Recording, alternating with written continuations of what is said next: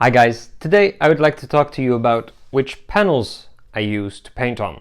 It's called Muspaneel. I really like their panels because they're very nice, they're very smooth, but when you get them out of the box, for my liking they're a bit too soft. It's really silky smooth.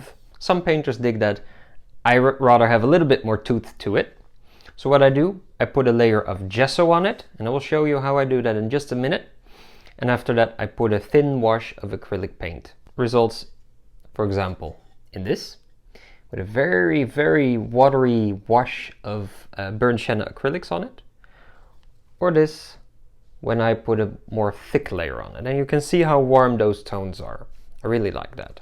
Now today we'll start with a smooth panel, and actually now I will not be washing an acrylic based paint over the gesso once it's dry, but because I'm short on time, I'm going to mix some acrylic color through the gesso, because that's also a method how you can get rid of those whites on your panel.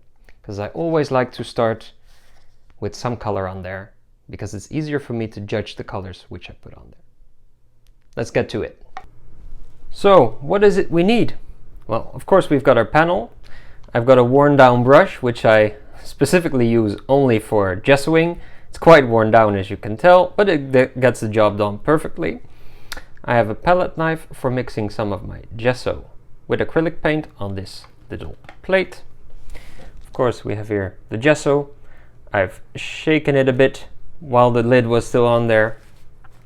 And actually, I will be just taking off a very little bit amount of gesso from this cap and put it on this plate, because it's not much we need.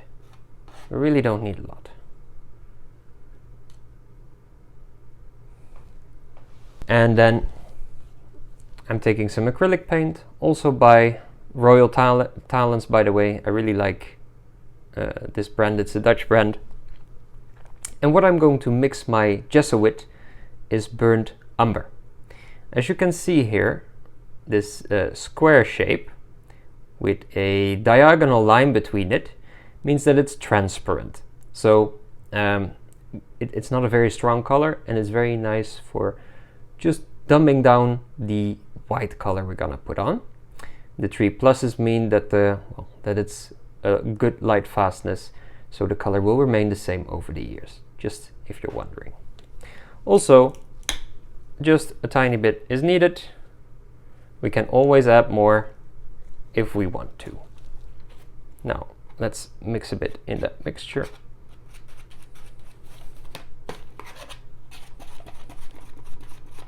And this gesso, which I'm going to put on the panel, I will put on very thinly as well. It's better to do a few layers thinly if you want than one very thick layer. It's more stable, and you don't need a very thick layer. Sometimes gesso is also being used to smoothen out canvases a bit, to get some texture on there. That's also what I like, is to get some texture on my panel. And that's why I also put it in a horizontal fashion. This is a 20 by 15 centimeters panel, and I like to have it in this direction. And again, you don't need a lot, just add some tooth. And I'm not thinning this down with water whatsoever.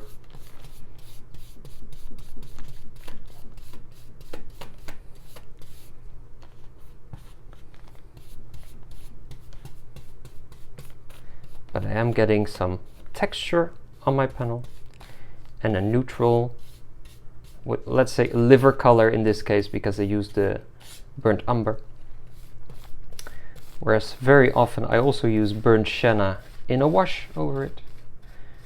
But I felt very inspired by burnt umber recently, because well, as you saw before, the egg painting in the background, that's actually a burnt umber wash.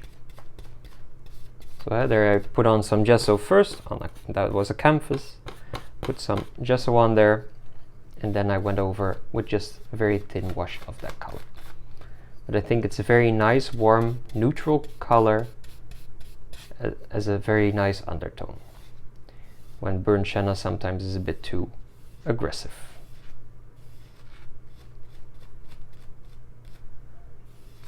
Now the advantage of mixing the color right away in the gesso is that I'm done. I don't need to go over it again. Whereas if I would first do the gesso, then I would need to let the gesso dry and come back tomorrow or a few hours later to go over it with acrylics for a nice color wash. You can always add more white, you can always add more texture if you put it on slightly thicker. You can also put on extra layers of gesso if you want, just what suits your style. Sometimes people also sand in between the layers to get a very smooth effect, but as I mentioned before, I don't want a too smooth effect, but I do like to have a nice base to start painting on. And here you see a nice side-by-side comparison. Here we have the burnt sienna one with a thicker layer, and through this thicker layer actually you can also easily see the textures. Besides that, I have the one we just did with the burnt umber. Beside that, also the one with burnt sienna, but then a very thin wash. Well, I hope this helps. Please know that when I'm normally gessoing, I do a lot of panels at the same time. Some of them I do with burnt sienna, thickly, more thin. I play around, so I have a nice stock of panels ready to use. And if I were to paint today on this panel, then I would wait maybe an hour or so for it to be fully dry. Happy painting, and thanks for watching.